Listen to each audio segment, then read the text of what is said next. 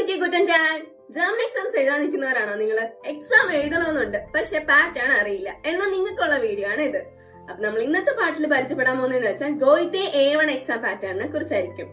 Exams വരുന്നത് mainly 4 parts ആയിട്ടാണ്. First part എന്ന് പറയുമ്പോൾ ഹ്യോറൻ എന്ന് വെച്ചാൽ ലിസണിങ്. ഇത് വരുന്നത് 3 പാർട്സ് ആയിട്ടായിരിക്കും എക്സാമിന്.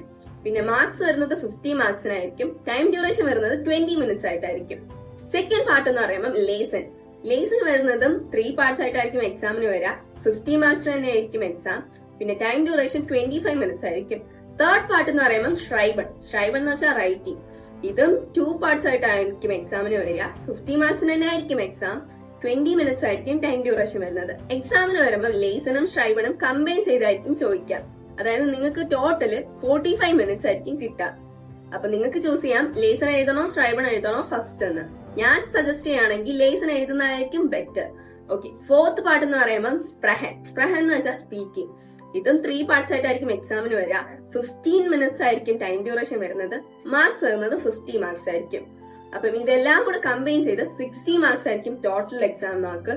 ഇതിൽ നിങ്ങൾ വാങ്ങേണ്ട പാസ് മാർക്ക് എന്ന് പറയുമ്പോൾ 36 ആയിരിക്കും. അപ്പം എല്ലാവർക്കും ഗോയിത്തെ A1 എക്സാം പാറ്റേണിനെ കുറിച്ച് മനസ്സിലായി എന്ന് ഞാൻ വിചാരിക്കുന്നു.